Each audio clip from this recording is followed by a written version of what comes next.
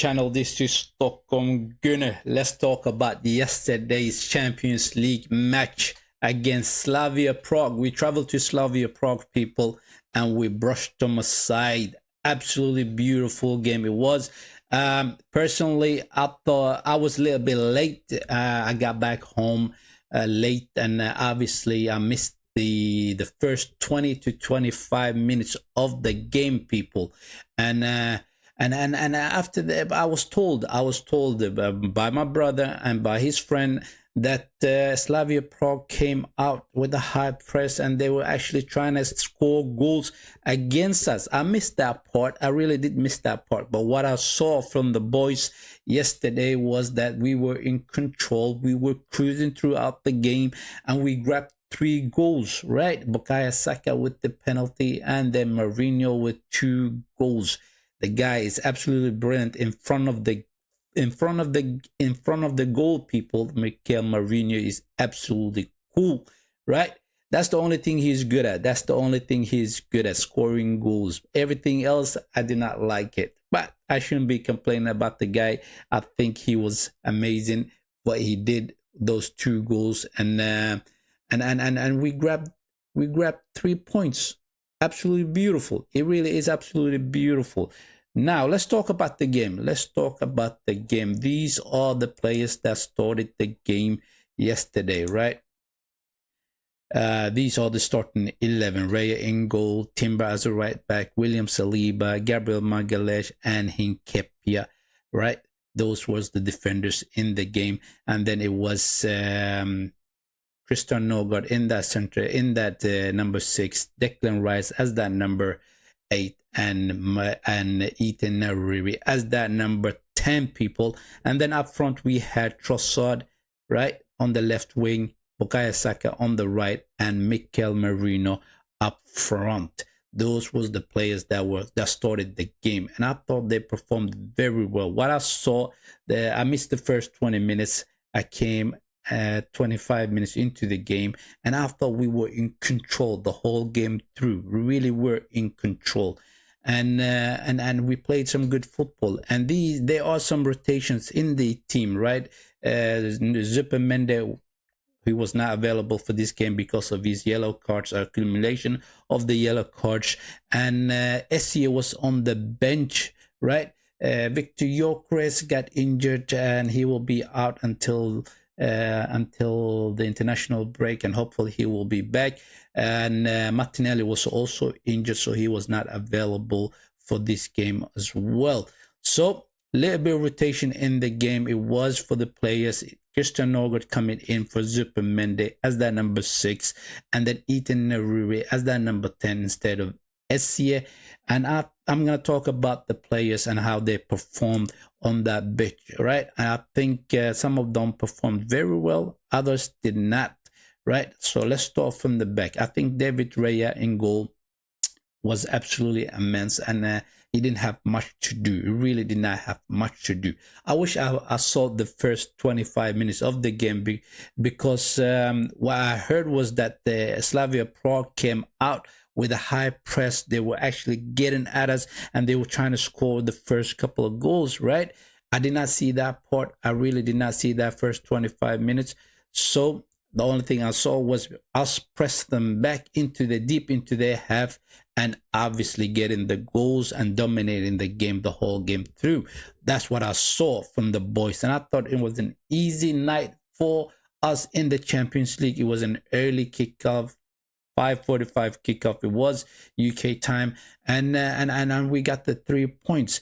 Now the defenders, I think they all performed very well.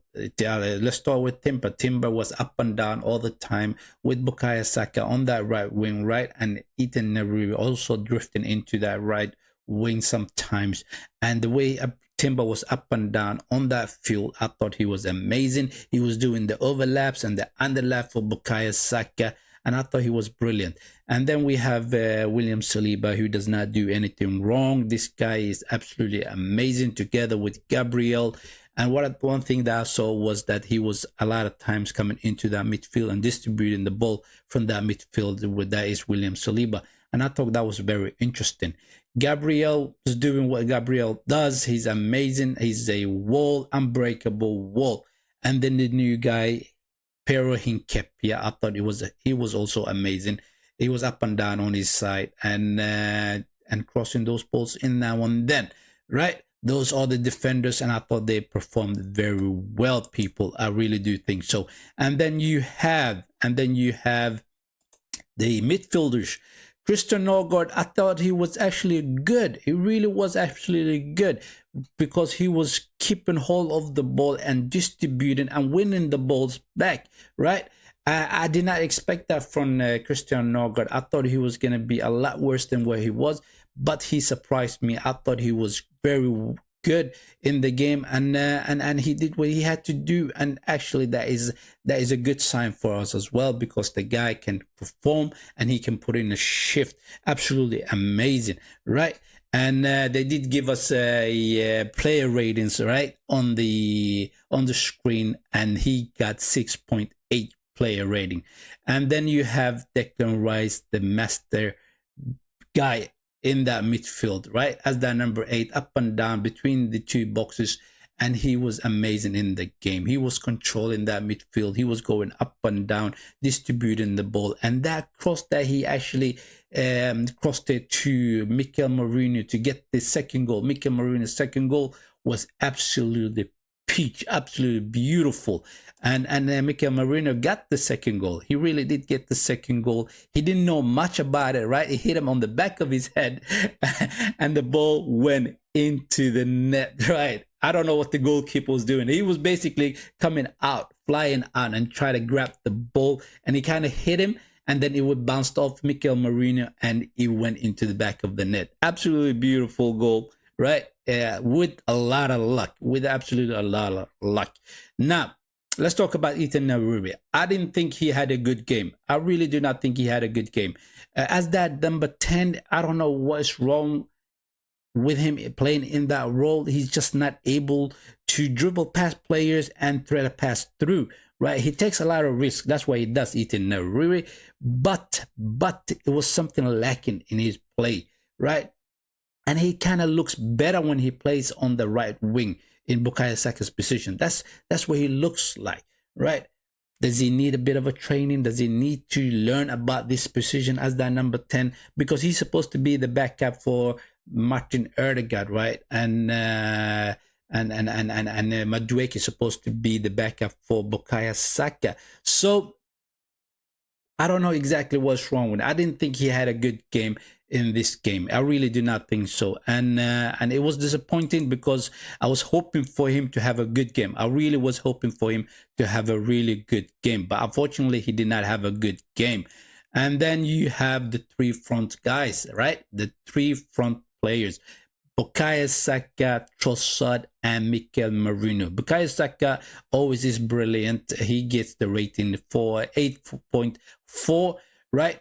And he was taking on his players and he was crossing those balls in, and obviously he was doing what he needs to do in order to win us games. And he did take the first. We did have one penalty. That penalty that we got, big question mark on it, right? The cross here, the corner came in, and the Slavia Prague defender went up for the head. He hit him on the head, and then it bounced off on his hand. I personally do not think that was a penalty. As a football fan, I don't think that was a penalty. But as an Arsenal fan, yes, I'm taking that anytime, right? I am taking that. So Bukayo Saka steps up and he scores that penalty for us. Absolutely beautiful work from Bukayo Saka. And then Trossard. Well, Trossard, I'm not really too sure what he did in the game. I'm not really too sure what he did in the game, people, right? What did he do in this game? What did he do in this game? I was disappointed with him. Most of the times, the balls, when it comes to him, he drifts into the midfield and distributes the ball back to the defenders. That's what he does. And sometimes he takes on and try to get past the defenders, but he's not successful with it. But he did do one or two dribbles that he was really good at. The first one was that cross that he did for Mikel Merino. That was absolutely beautiful from Trossard, right? For that, he needs to get a credit for. That was a beautiful cross from Trossard, and the way he took on his left foot, it was pinpointed to the left foot of Mikel Merino, and Mikel Merino could not help himself other than to tap that ball into the net, people, into the back of the net, and that was a good goal from open play. That was absolutely beautiful goal for Mikel Merino, and good work from Trossard. So therefore, he will get a credit from me for that. And then he did do another cross, if I remember, and that was when he also did a similar thing from the left side, took on his defender, went past him and crossed the ball back into the box. That's what he did. Mikel Merino. Now, Mikel Merino, you see, this guy, I think sometimes he irritates me, sometimes he doesn't irritate me, right? As a finisher, he's absolutely top class. He really is a top class. I think he's the best finisher that we have in the Arsenal team. He's the best finisher, absolutely, without a doubt. But one thing that irritates me a lot about Mikel Merino is every time he gets the ball and he's trying to turn around and pass the ball through to Bukayo Saka or Trossard, or right, he just is a little bit too light on his feet and therefore falls over too easily, right? Most of the time he's down on his ass on the floor. I don't like that. I do not like that at all. I think a player like him, who is tall and he should be strong, he should be staying on his feet and distribute the ball the way he needs to distribute the ball, right? He needs to stay on his feet. There's no point being on your ass down on the floor all the time. Most of the times he doesn't get the free kick, right? So therefore, you're better off staying on your feet, people. Stay on your feet and make sure that you get those passes to Bukayo Saka or Trossard, or either back to Declan Rice or Ethan Naru. That's what you need to do. He needs to work on that one.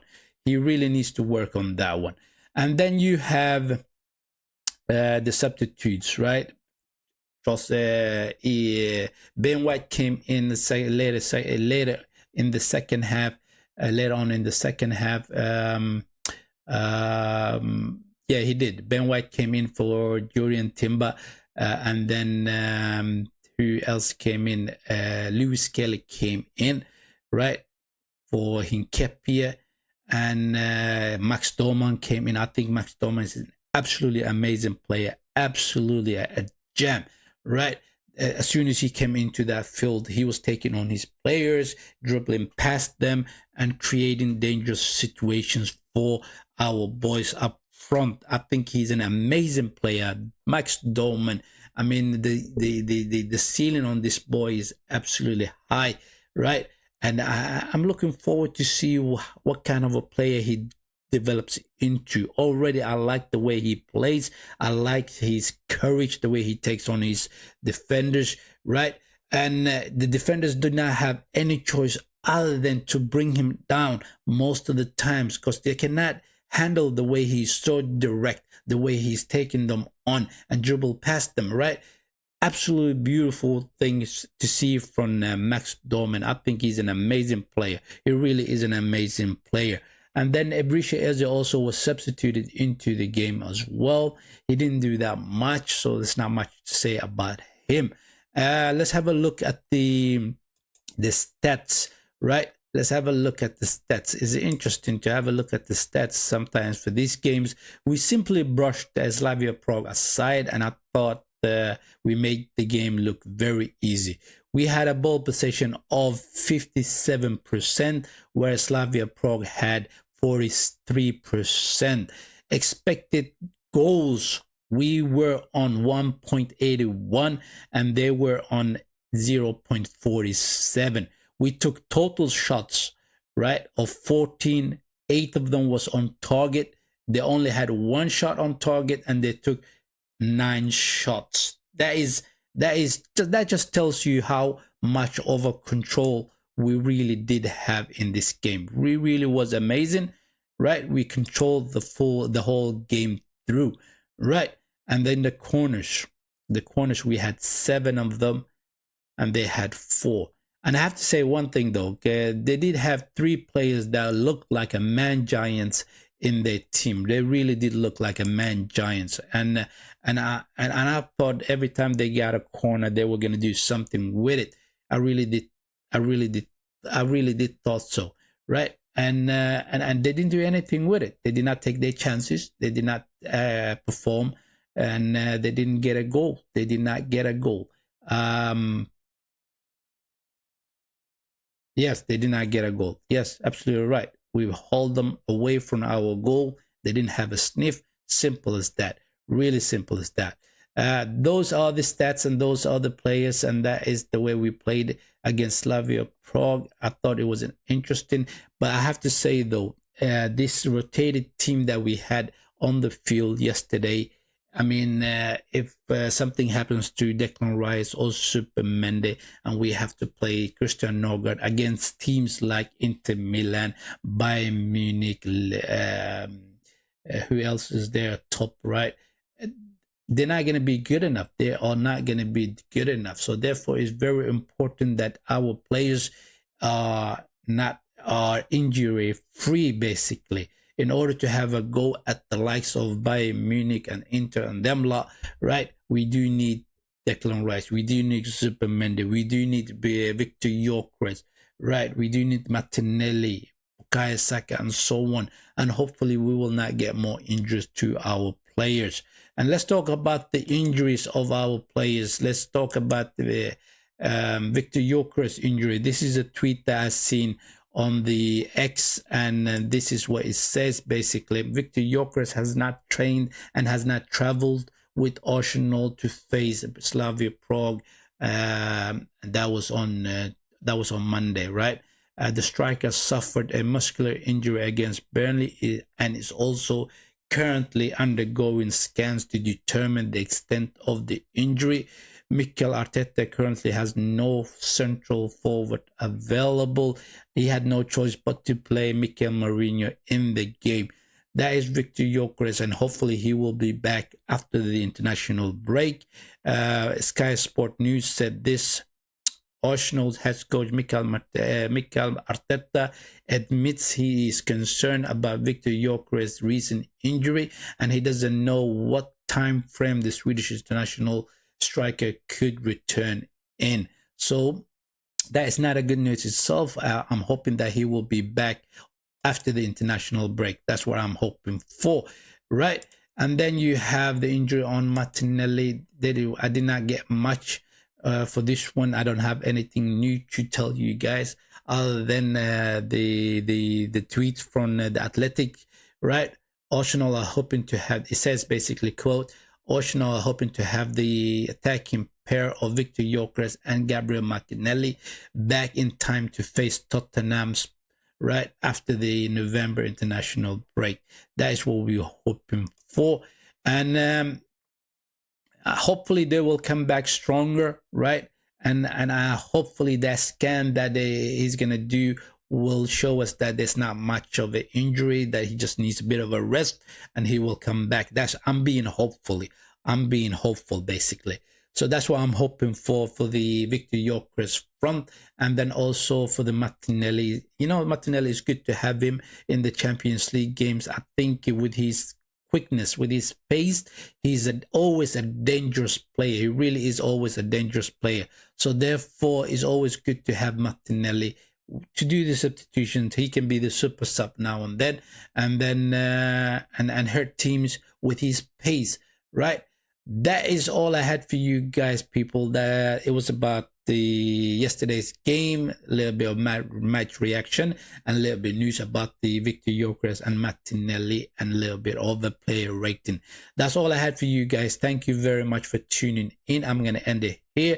If you're new around here, hit the like button, subscribe to the channel, and for my regular audience, hit the like button for the video. Have a nice one. Take care. Bye bye.